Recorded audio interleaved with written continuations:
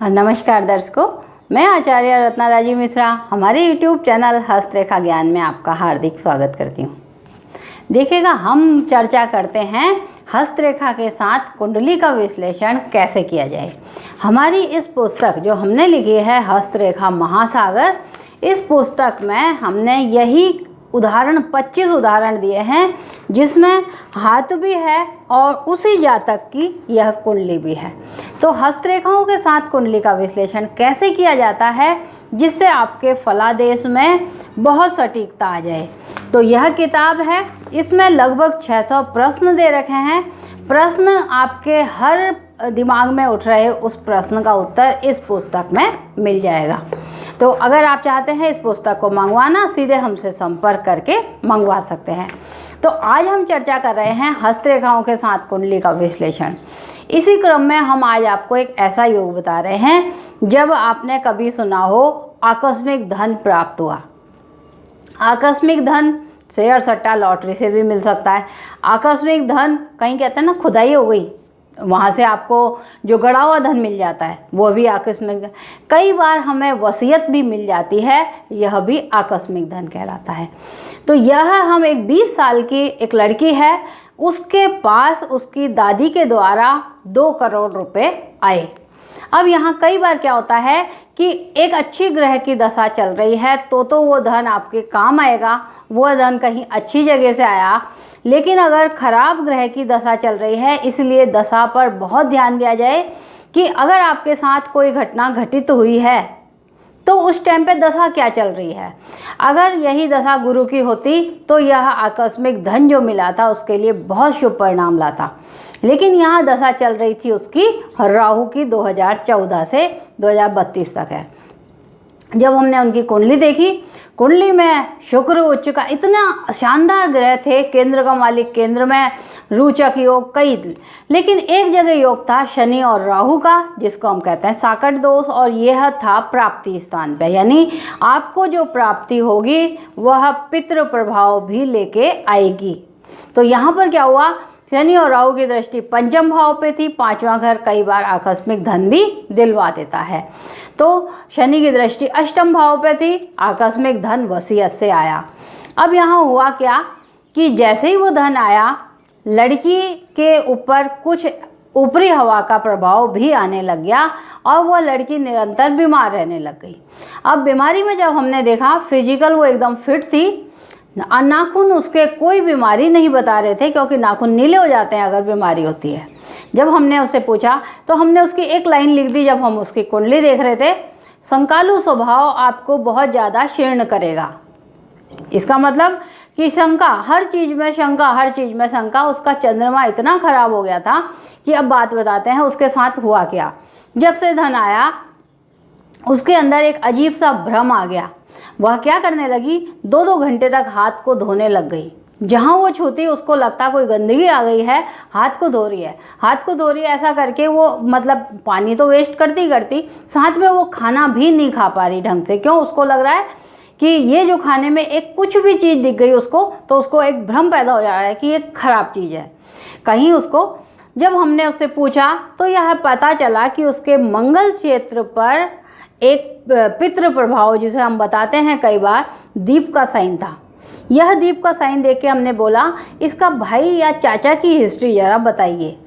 तब उनने बताया कि इसके चाचा इसकी दादी के साथ ही एक्सपायर हो गए थे, तो वहाँ से वो पितृ प्रभाव, और जबकि इसकी दादी ने ही उनको वो धन दिया है लड़की को।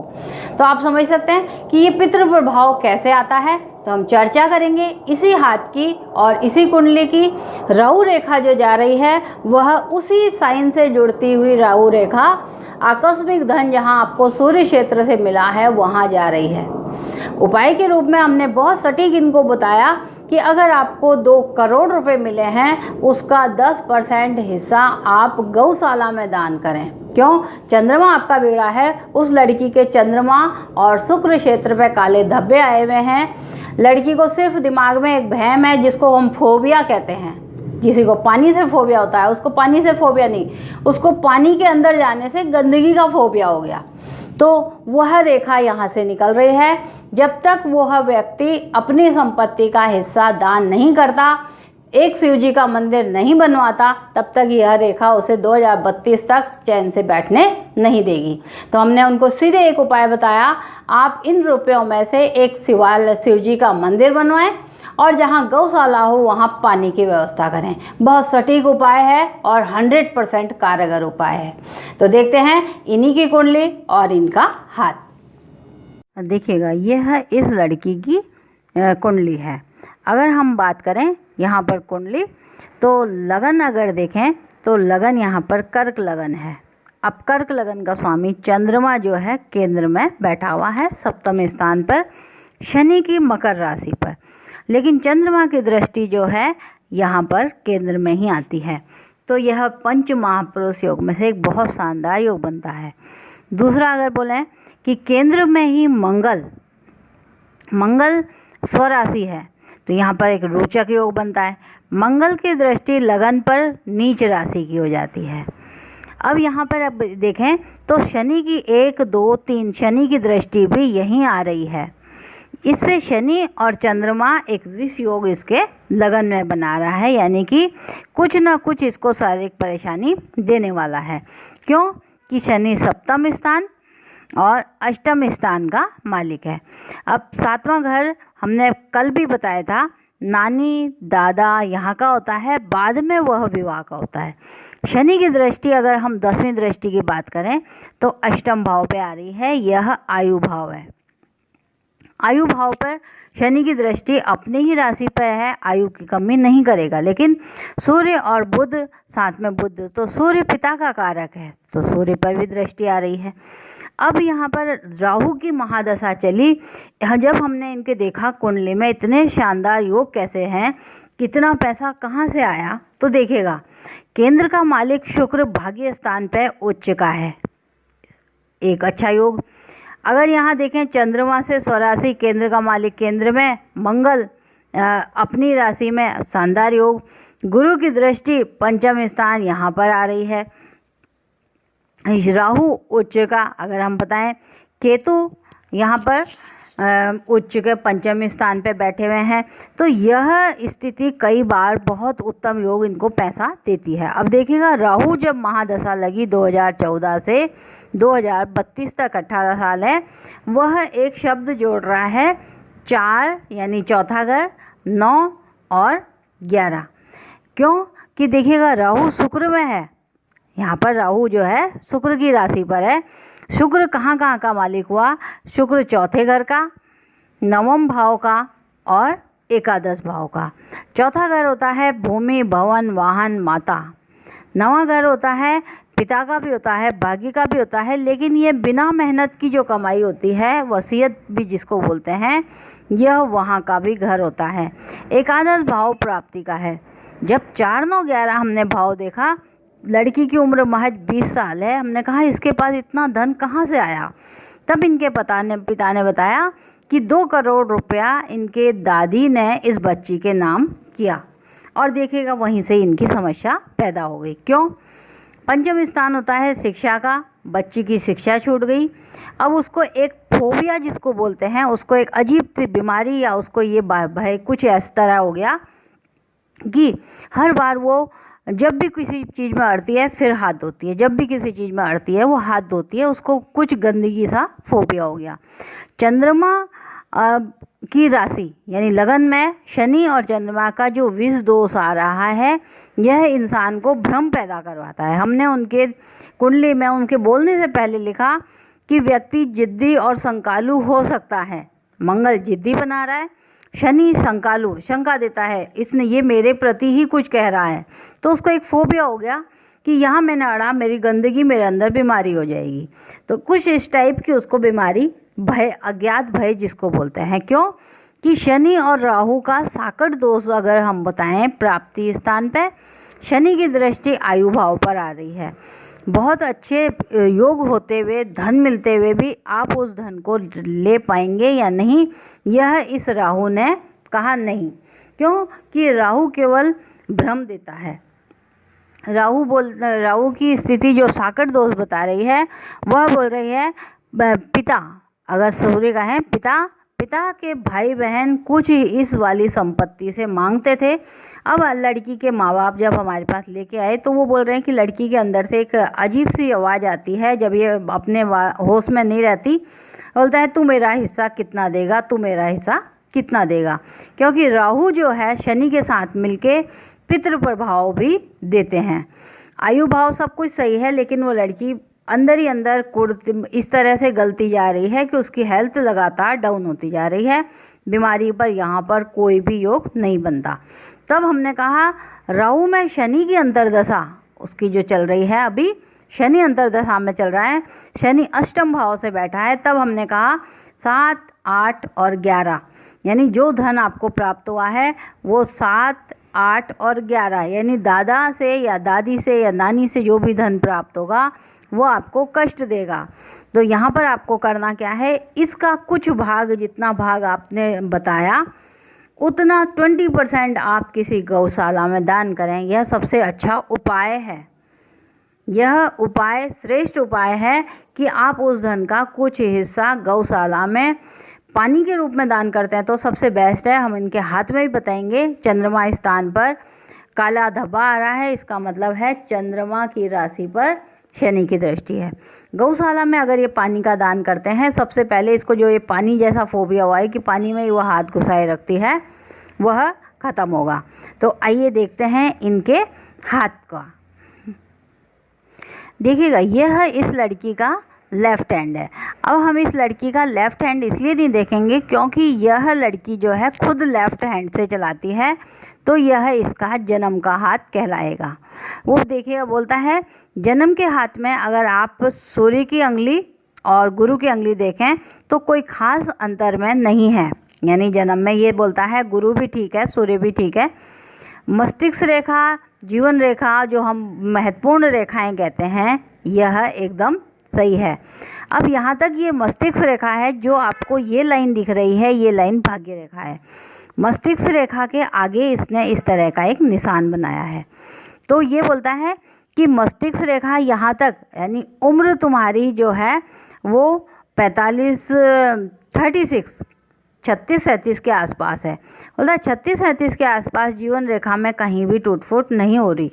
ये अंगुली अपने को 51-52 उम्र बताती है, जबकि अपनी जीवन रेखा अगर गोल तक जा रही है तो ये पूर्ण आयु दे रही है। इसका मतलब है जन्म में उसने कुछ नहीं बोला, उसने कहा 35वें साल तक, 36वें साल तक कुछ स्थिति खराब रहेगी। केवल ये बोल रहा है खराब रहेगी।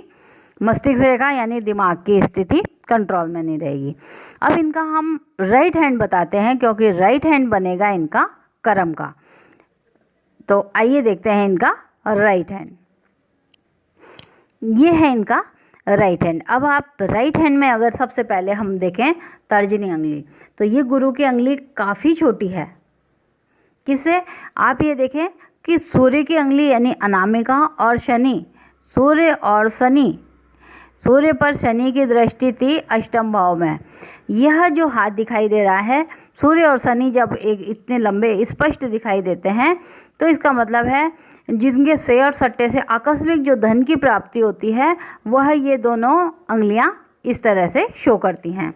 लेकिन यहाँ पर शेयर सट्टे से नहीं हुई, बल्कि इसके दादी ने जो दिया वो क्यों दिया कि आप इनके पर्वों पर गौर करें। इन 3 में से ये पर्व जो है आध्यात्मिक पर्व कहलाता है। लड़की अच्छी आध्यात्मिक है, कोई खराबी नहीं है, तो उसको वो धन जो है शेयर सट्टे से नहीं मिल करके एक स्पष्ट रूप से दादी ने दिया। लेकिन इतना बड़ा धन लेने के लिए आपकी जीवन रेखा और मस्तिष्क रेखा का भी उत्तम होना जरूरी है। अब आप देखें कि जो यहाँ पर है कनिष्का अंगुली इस लाइन से छोटी है, तो आयु वो 54-55 बोलेगा। अगर 54-55 है तो यहाँ आयु तो गोल दिखाई दे रही है। ये अगर हम यहाँ से देखें आयु भाव को तो आयु यहाँ से गोल दिखाई दे रही है। लेकिन ये भाग अगर आप गौर देखेंगे तो यहाँ पर इस तरह के 4 निशान बने हुए हैं। 31-32 तक लड़की का दिमाग कंट्रोल में नहीं है। 2032 तक राहु की दशा चल रही है। एक राहु रेखा, अगर आप यहाँ इसको हम आपको बताते हैं इस हाथ में कि एक राहु रेखा इधर से निकल करके यहाँ से इस तरह लहर खाती हुई सूर्य रेखा पर जा रही है। जहाँ से वो निकल रही है मंगल क्षेत्र से, उस जगह पर दीप है, वह दीप पितृ प्रभाव बता रहा है राहु और शनि का।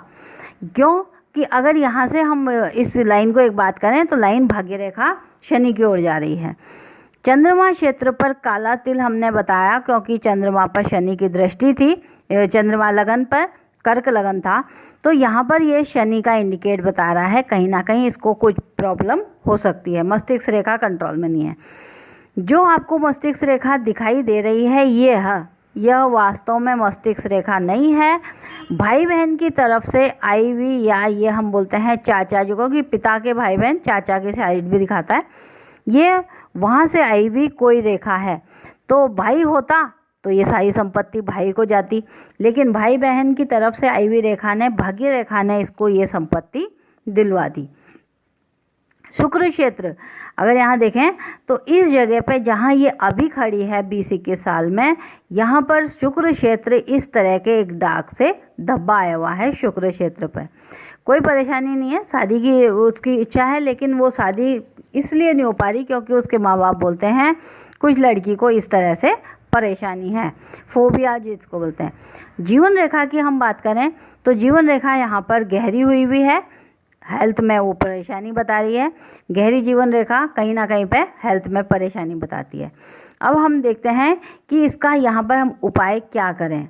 तो देखिएगा, सबसे पहले बुध जो होता है, जब हमारा पितृ प्रभाव, क्योंकि बुध जो है अष्टम भाव में सूर्य के साथ, सूर्य बुध का बुधादित्य हो गए, तो हमको यहाँ पर इनको एक पन्ना पहनने की हमने राय दी।